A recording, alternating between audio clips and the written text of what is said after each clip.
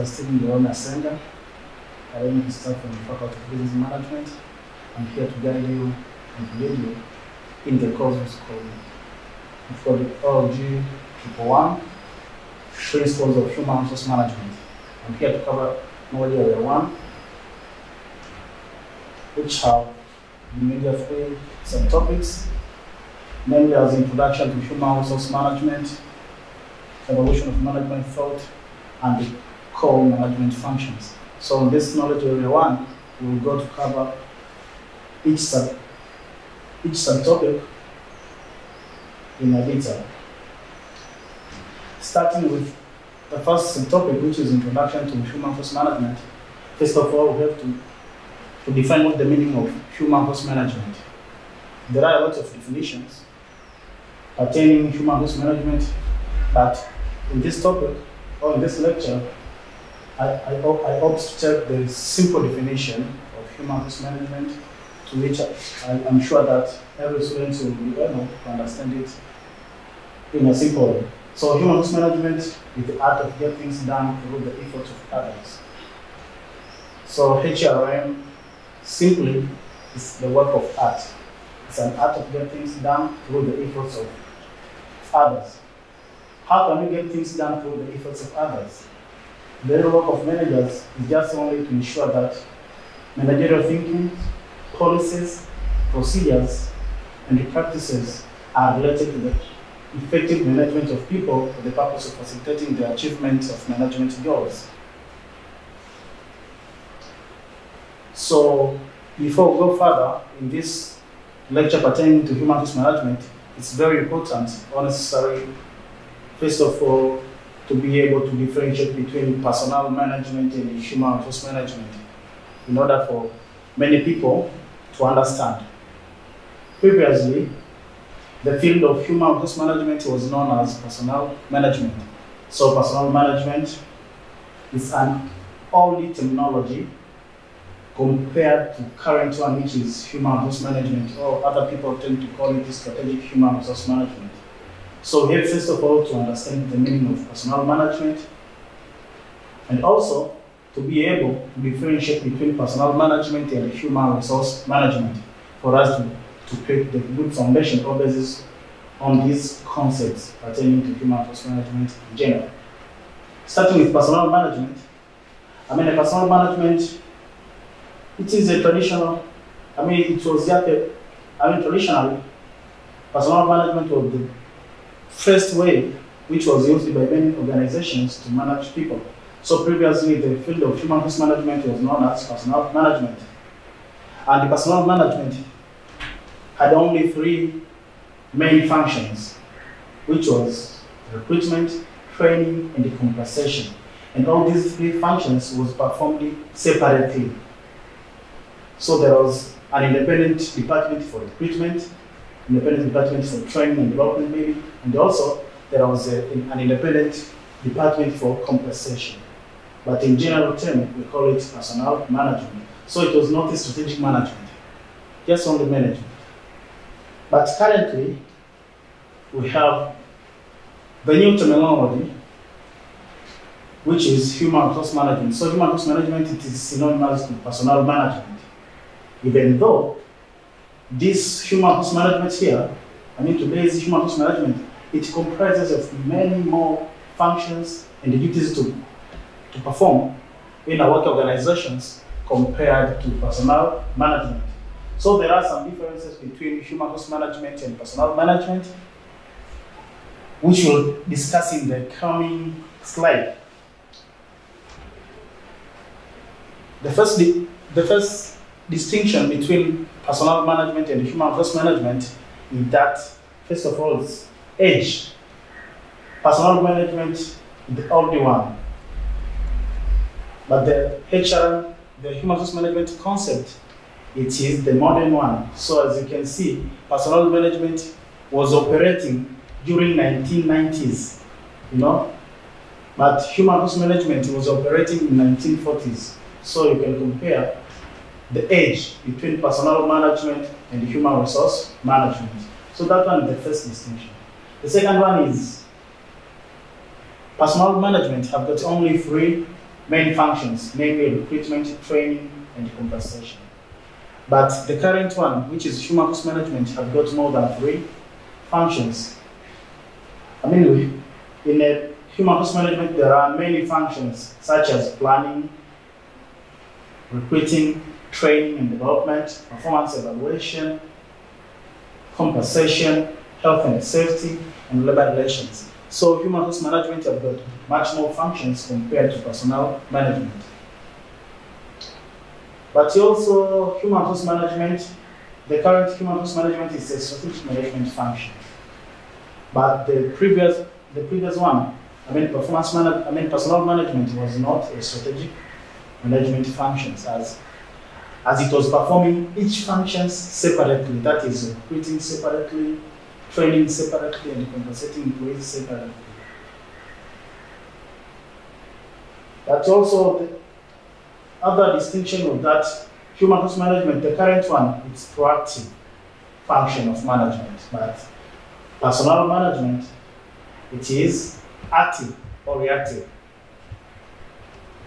So after understanding the difference between personnel management and human resource management, we can now go direct to check the objectives of human resource management. What the role, what the functions the human resource management in an organization perform. What the role of HR department in your organization. So I decided to categorize these functions into organizational level, individual, and societal level. So just only to get the deep understanding on these objectives or functions of human resource management. Starting with an organization objectives, the first one is just only to achieve efficiency and effectiveness. That's the major role of human resource management in an organization. Only to ensure that by efficiency we mean that we want to attain or to achieve the goals of the organization accurately. Effectiveness only to ensure that we attain those goals. So efficiency only on accuracy, effectiveness, and cost. So the role of human resource management is only to ensure that the goals of the organization are attained accurately with minimum cost or reasonable cost. Also, HRM serves other functional areas, as we know that HR department covers the task of all departments. It oversees the performance of all organizational departments. But also, at the organizational level, human resource management also plays a great or important role in acquiring the right person or man for the right job at the right quantity, even right quality. So human resource management is very important in the whole process of recruitment and selection. But also human resource management facilitates training and development. After acquiring the right person, we have also to train them. Also, human resource management ensures there is a proper utilization of workforce. That is, the role of the human resource management to ensure that there is no low underutilization or overutilization of manpower in the organization. Human resource management must ensure there is an optimum utilization of workforce or manpower in the working organization. But also, human resource management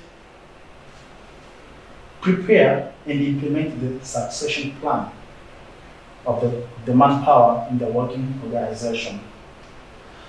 At the functional level, the objectives of human resource management is just only to perform so many functions for other departments, as we discussed before.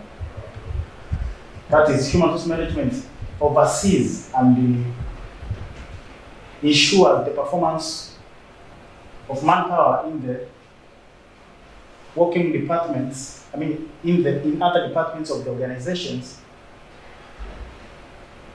is of great, it's the performance of the departments in the organization is promising, and people in those areas of function are performing at the required standard. So, I mean, this is evidenced through those OPRAS forms or performance targets, which are normally established by Human Resource Department. So, Human Resource Management oversees the performance of all units or departments across the working organization, but only to ensure that Human Resource Management does not cost more than the benefit rendered. So here is where efficiency and effectiveness is witnessed. So at the personal level, that is personal objectives, just only the Human Resource Management has the responsibility to acquire, develop, utilize, and maintain employees in an organization. At the societal level, I mean at the level of society, Human Resource Management have got the role to play is just only to ensure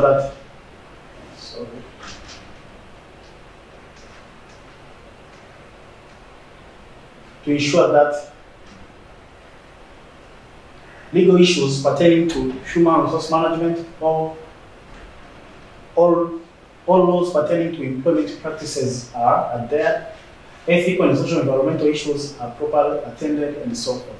So human resource management, it's all facilitating the so-called corporate social responsibility, basing on the legal issues and ethical and the social environmental issues of the working organization.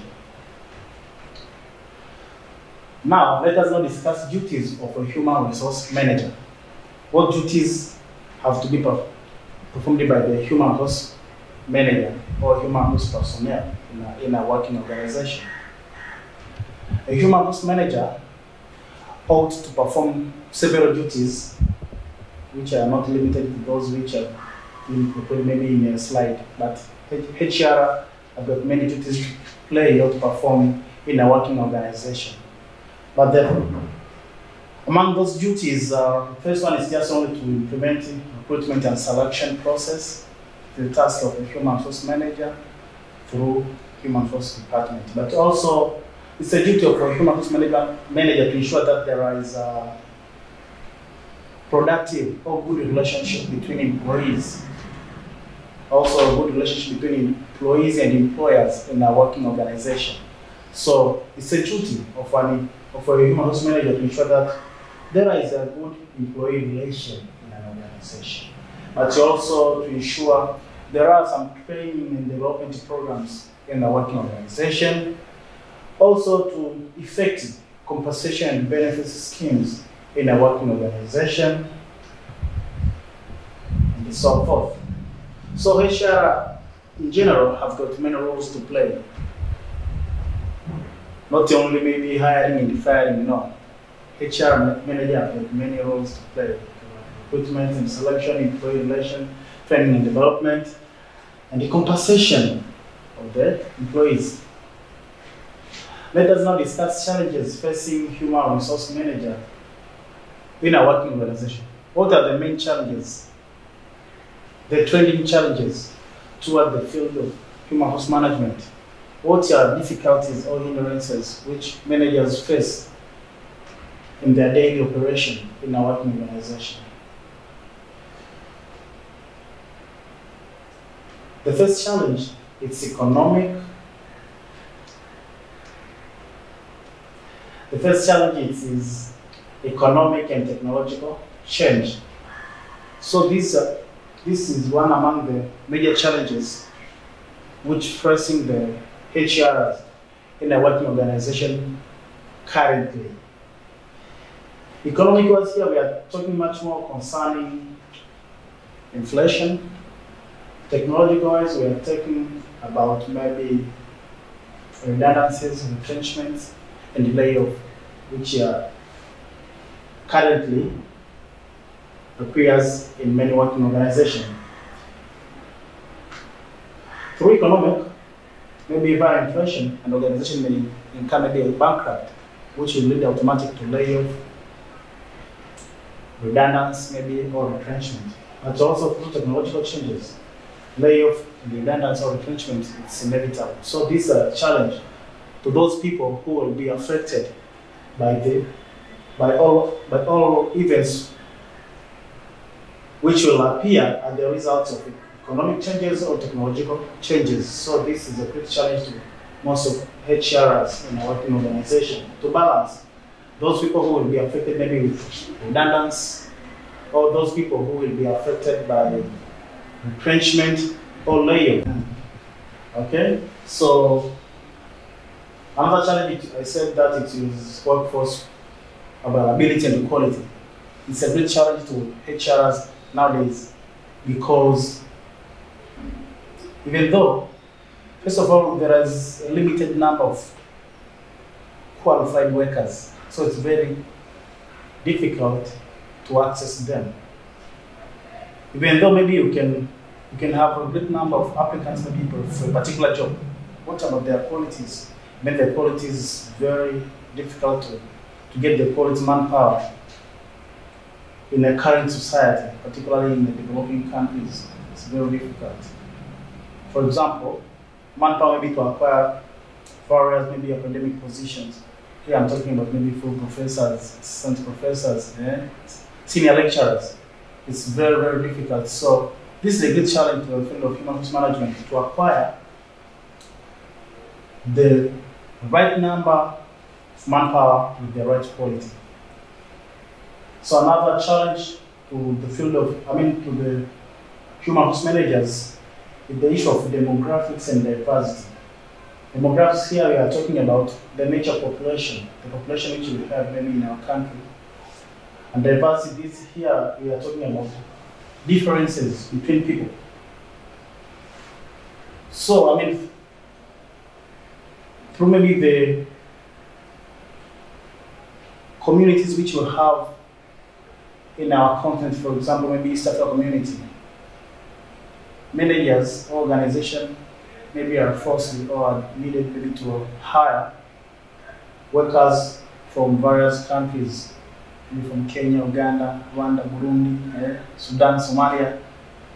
So it's very difficult to accommodate all those people from different countries with different culture, using different language, with their own religion to work in the same organization. So this is a good challenge to the human resource managers nowadays.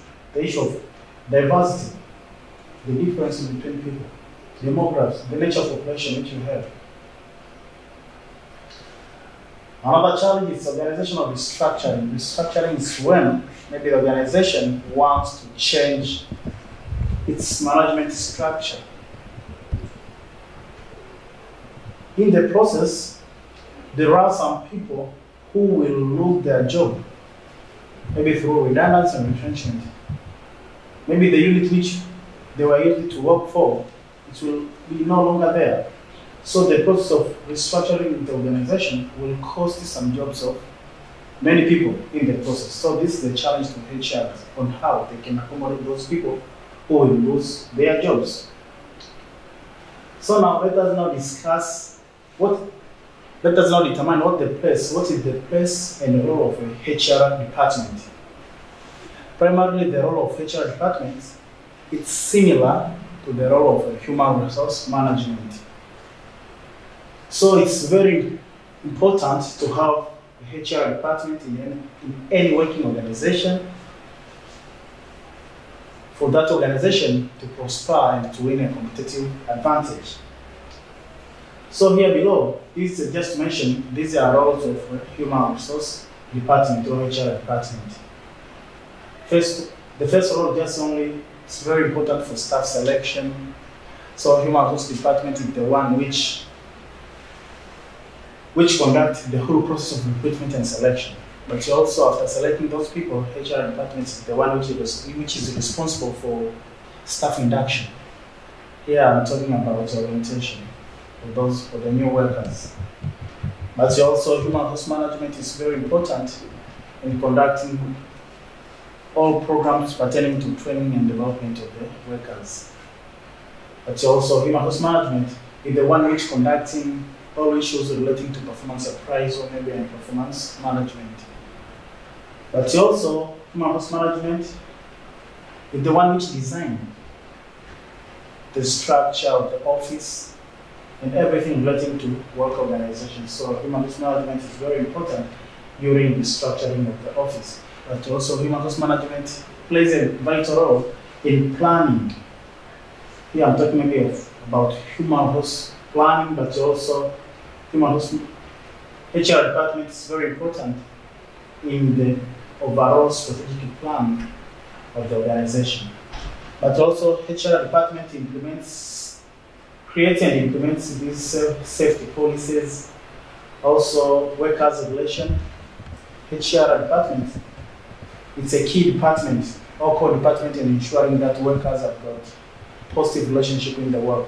Here I'm talking about relationship between workers and also relationship between workers and employers. Also to effect payments, employees' payments normally are endorsed by those HR departments. But also HR departments normally addressing employee grievances, all work-related problems or challenges which are encountered by the employees normally are addressed by HR department.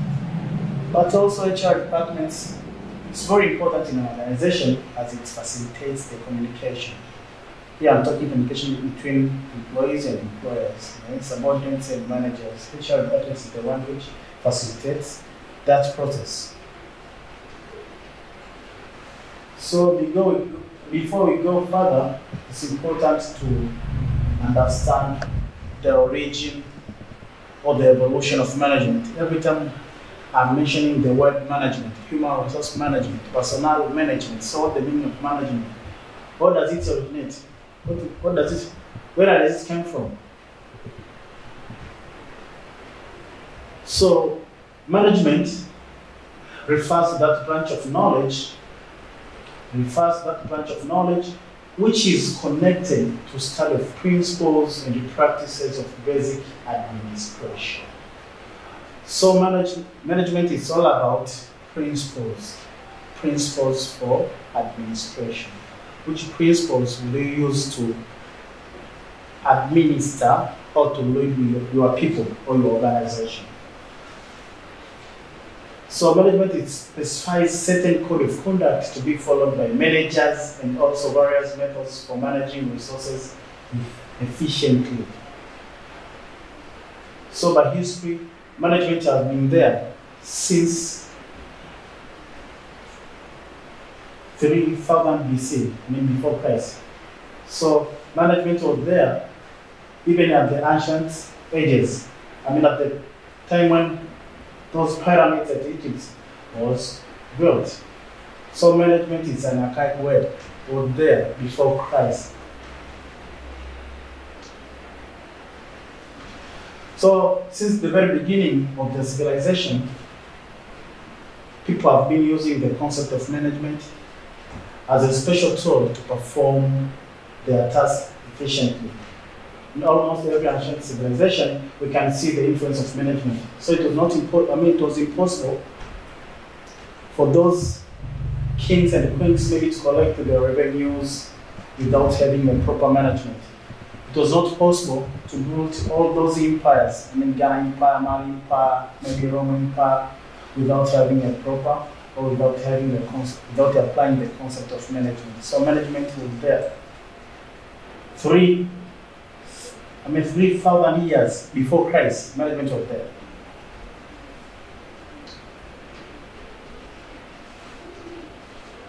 So to understand much more concerning the concept of management, it's very important to study various theories as proposed by various theorists for us to understand the concept of management in a wide range. So we have a number of theories pertaining to management. The first group of theory, it is known as classical or traditional theories of management. So these are the first theories, the earlier theories of management which have been developed by various people, only depending on the situation which they face by that time. So under classical or traditional theories of management, we have three kinds of theories, namely as scientific management theory, which was developed by Frederick W. Taylor. Also, we have administrative theory, which has been developed by Henry Fayol, and the bureaucracy theory, which has been developed by Max Weber. So all these three theories here are fall under classical or traditional theories of management. Starting with scientific management theory by Frederick W. Taylor. By history, Frederick W. Taylor was born on 12th of March in 1856, and he died on 21st of March in 1915. And Taylor was an American mechanical engineer who was working on the industry of his father from that time. And also, he strived to develop the concept of the provisions of scientific management only to improve the efficiency and the effectiveness of those workers who have been working in the industry of his father for a long time. So he was one of the first management consultants at that time. And Taylor was one of the intellectual leaders of the efficiency movement, and his ideas broadly conceived by highly influential in the progressive era. So from 1990s up to 1920s, the ideas which have been initiated by Frederick W. Taylor was of great value in the process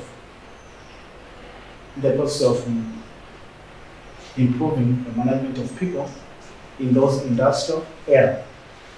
So Frederick Taylor looked at management mainly from technical point of view. As we said before, Frederick Taylor was an industrial engineer, was a mechanical engineer.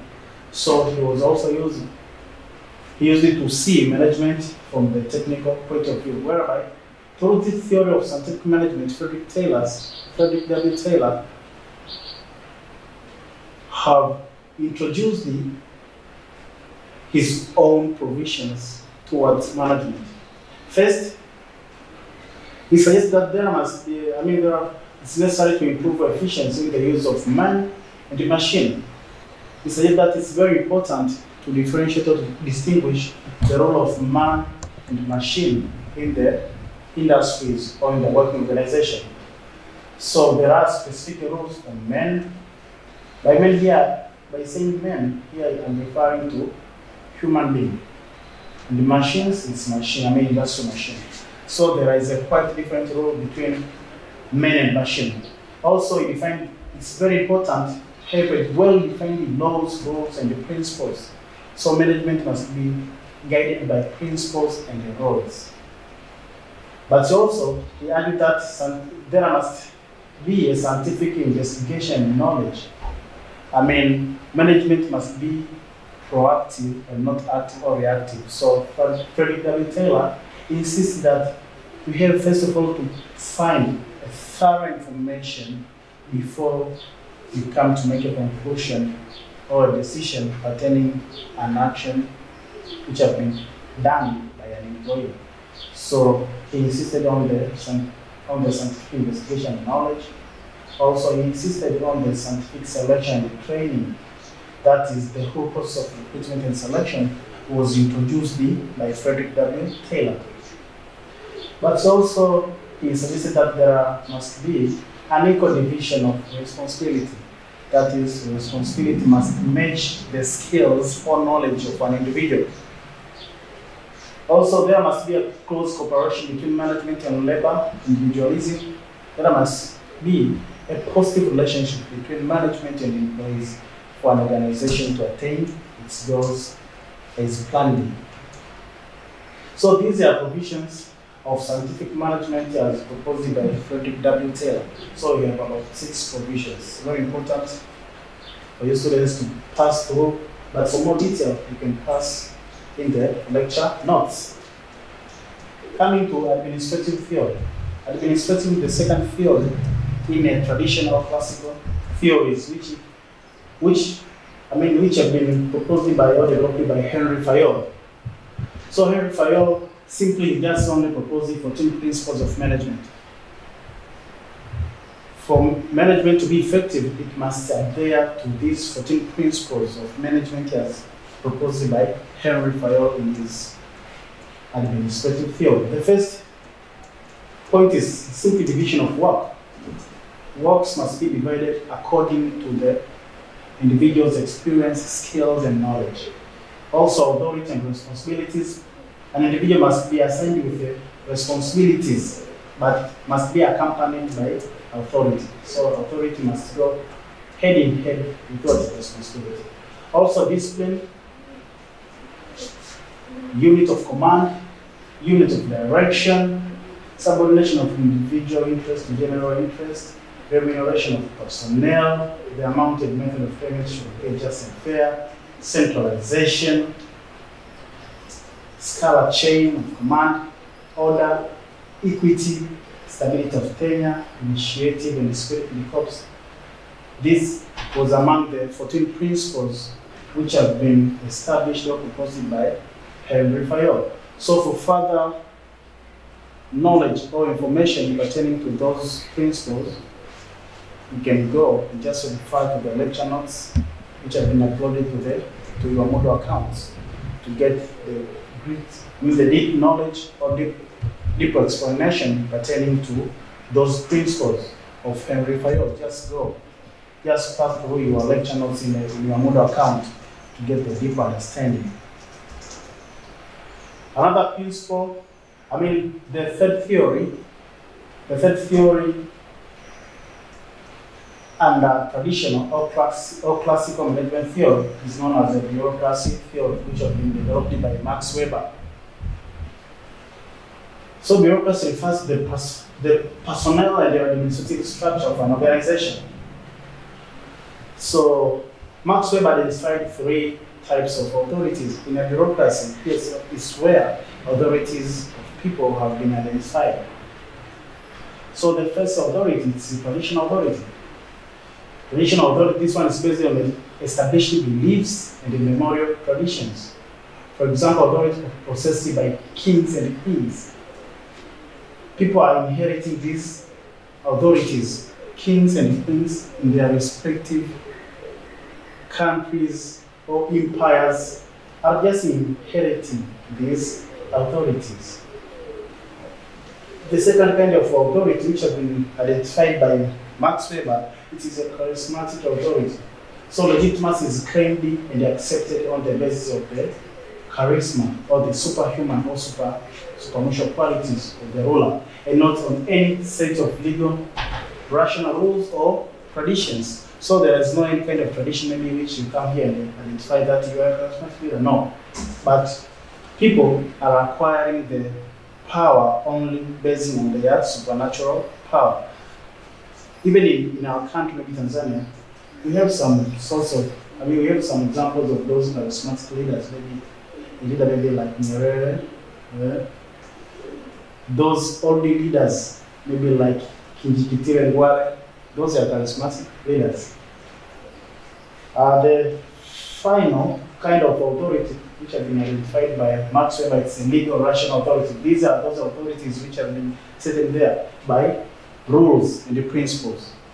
For example, the President of the United Republic of Tanzania, he or she is there because of the legal structure or a constitution. So it's important to notice that we have to note that under administrative, under bureaucracy theory of Max Weber, he identified only 3 kinds of authorities: charismatic, legal rational, and the traditional authority. So now let us know, just in a summary, check the features of bureaucracy. So the first feature of bureaucracy is that it has got a continuous organizational functions bounded by rules. It's all about rules in the bureaucracy. Also, there is a specialization of work. There is a good specialization of work in the bureaucracy. An accountant will perform those accountants' works. HR will perform those HRM works. marketing officers will go to advertise the products of the organization. That's what we mean by saying that there is a specialization of work.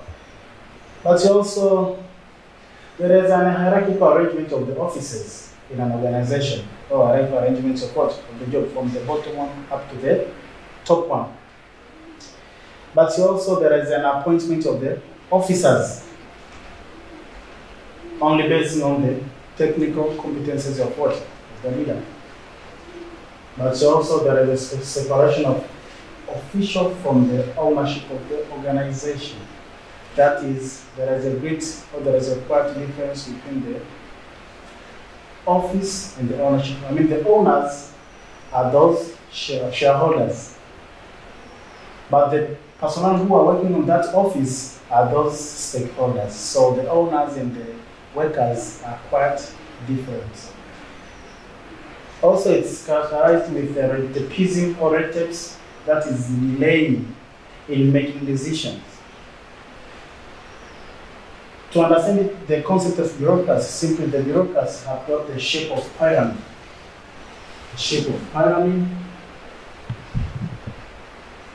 Have a pyramidal shape. So from the bottom level, middle level, and top level. So here, these are functional areas. In the middle one, here's where we find the heads of departments and heads of units. At the top one, here is where we find the CEOs and the other top management personnel. So each rank here is characterized by specialized tasks and the people. And in levels of authority, people forming in the ground level automatically will differ from in terms of authority, will differ from people who form in the middle level to the top level respectively. So the concept of bureaucracy was developed in Max Weber and a traditional or classical theory class. Only to note, for further information, you can visit your Moodle accounts. Passing through your lecture notes, you'll find detailed notes or information pertaining to all these theories. So apart from the classical traditional theories, you can go to the second class of theory, which is known as behavioral theory, as developed by Elton Meyer. So Elton Meyer was based on socially physical factors in employees' morale. Dr. Elton Meyer was only interested to know the behavior of the employees, to know why employees are behaving in the way they behave.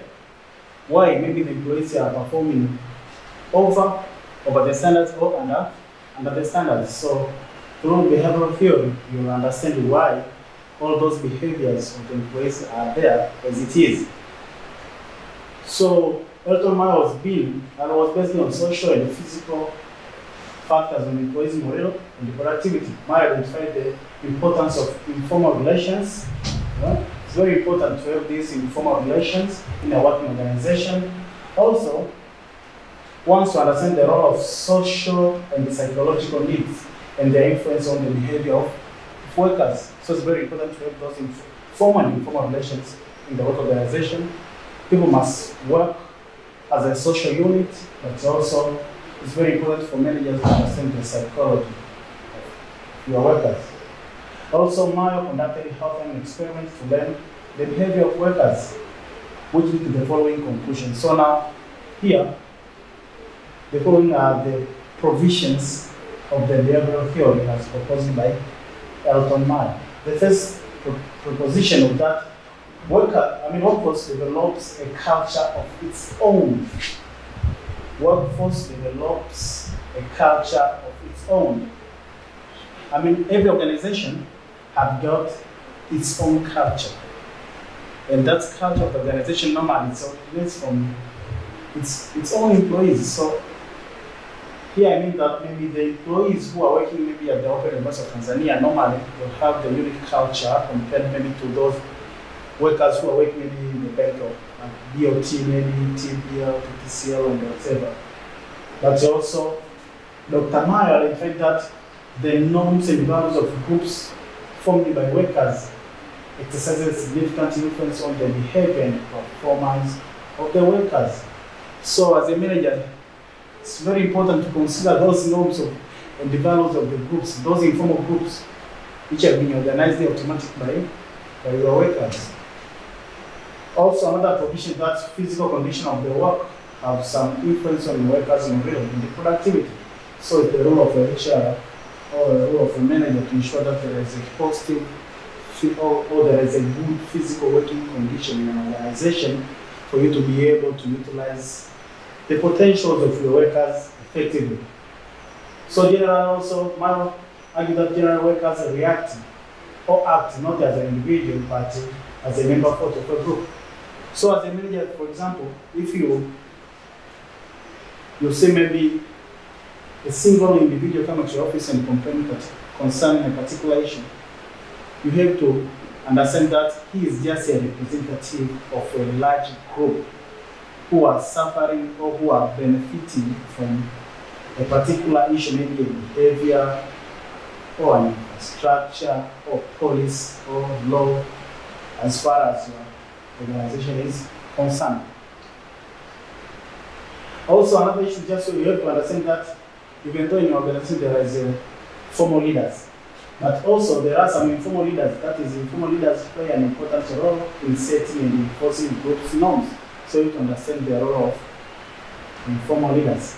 But also workers are not more economic beings motivated by money. You have to understand that not all people in your organizational company will be motivated only by money. There are other factors like working condition, and the other motivational factors apart from money.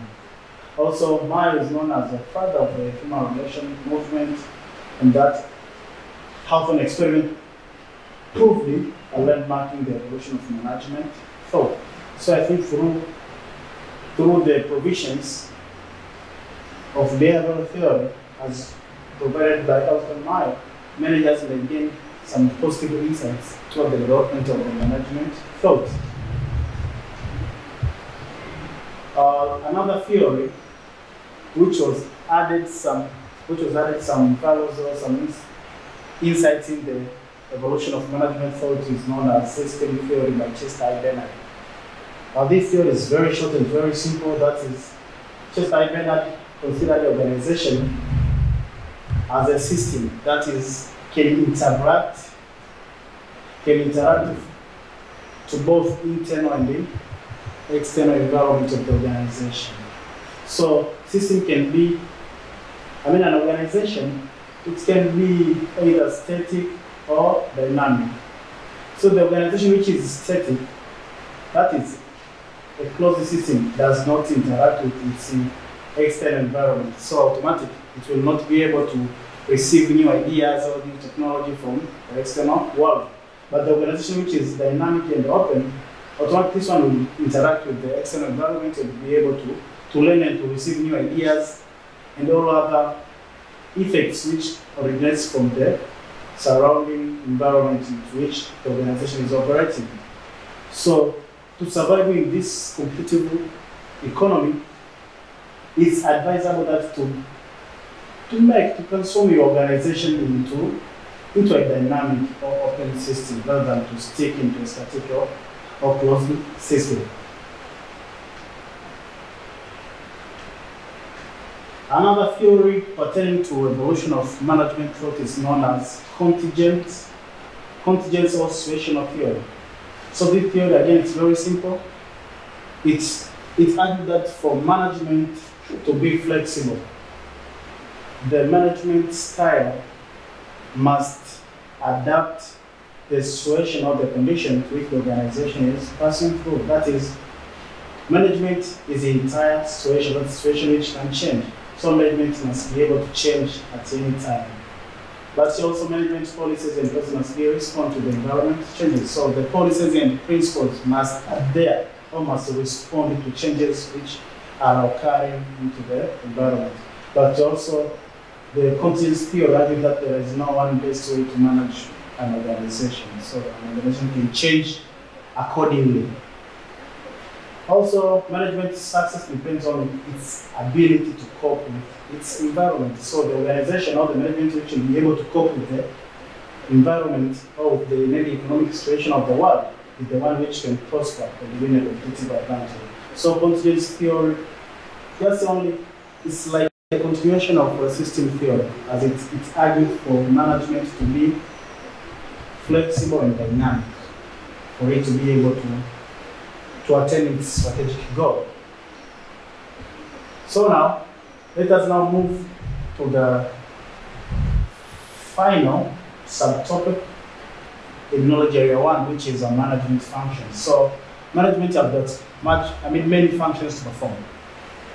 There is no a unique list of functions which need to be performed by management.